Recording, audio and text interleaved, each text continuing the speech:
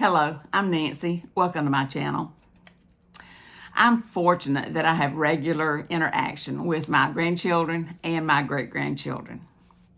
I believe interaction with youth keeps our hearts young and our minds active, if only in keeping up with what's going on in the world today.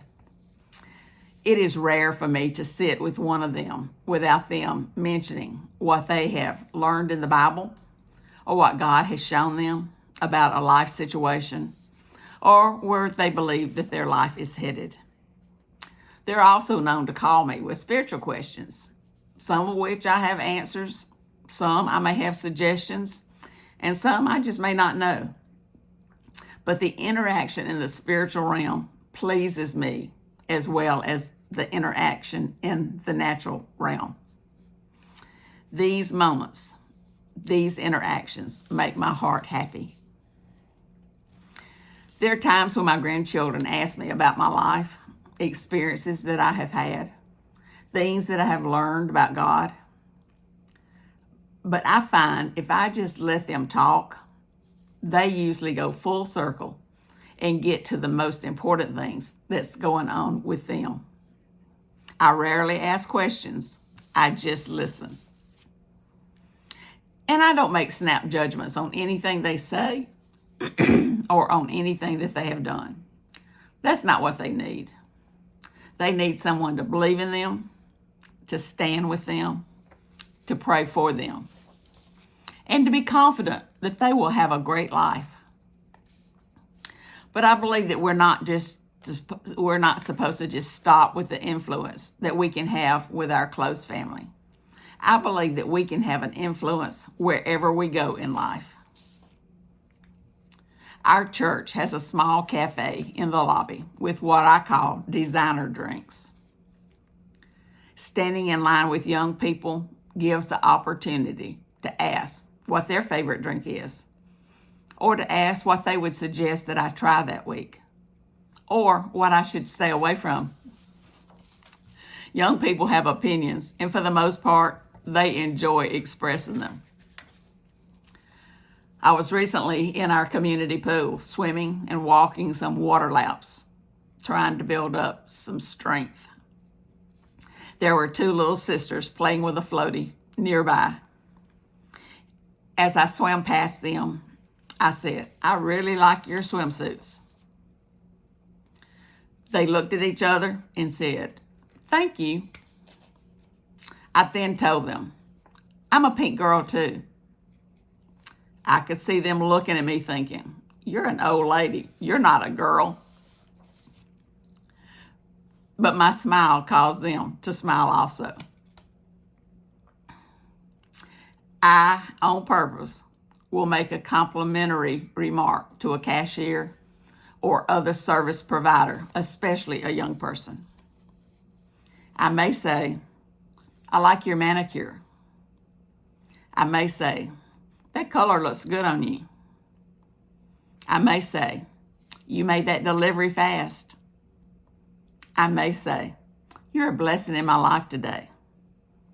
And sometimes I say, "You are my hero." It doesn't take much to make a difference in the life of a young person. I'm part of a Master Gardener program in our county. For the most part, we're older folks who have gardened for a long time. We have experience, we have knowledge, but sometimes we've just become set in our ways. Recently, a few younger gardeners have joined our program. It is up to us to make them feel welcome in our world by listening to them and also by learning from them. We recently had a plant sale.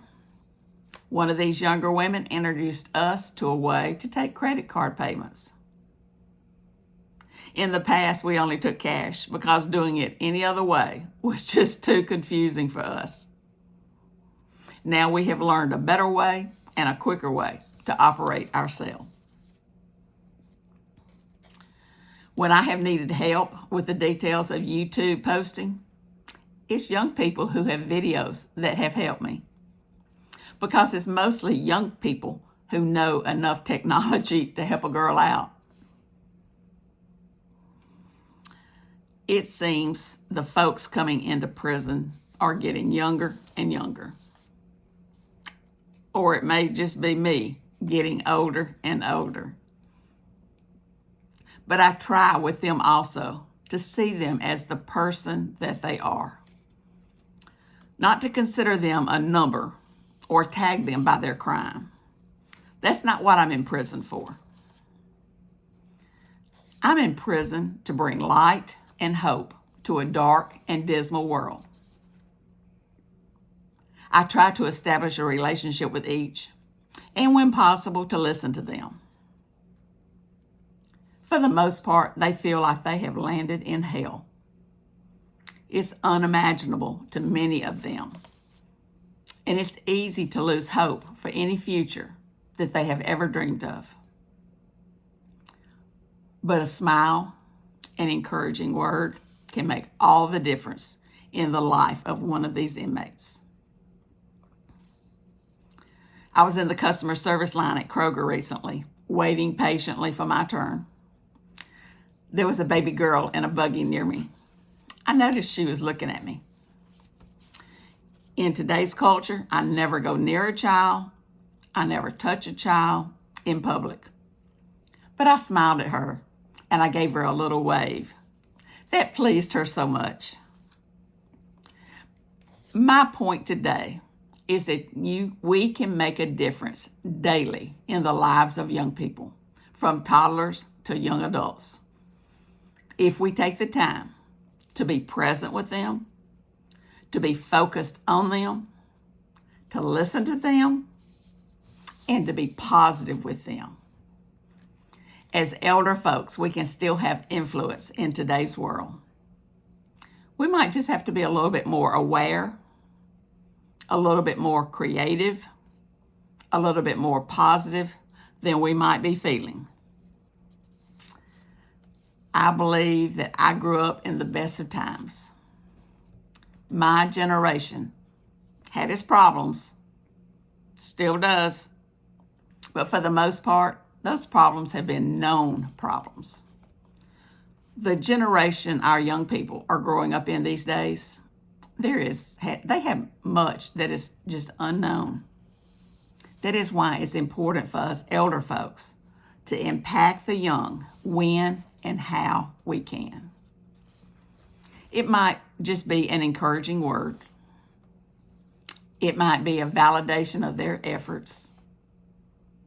It might be something for them to hang on to in the trials that are before them. Young people are our future. In living out their lives, they will create the culture we finish our life in. They will make decisions that will affect us all. They will determine the lives of the young people that will follow after them. Let's determine to be an influence when and where we can. Let's engage with young people and help them step into their future just a little bit better. If you're enjoying my videos, do me a favor. Please subscribe and check out each of my playlists when you have a chance. Thank you for watching today, and we'll be together again soon.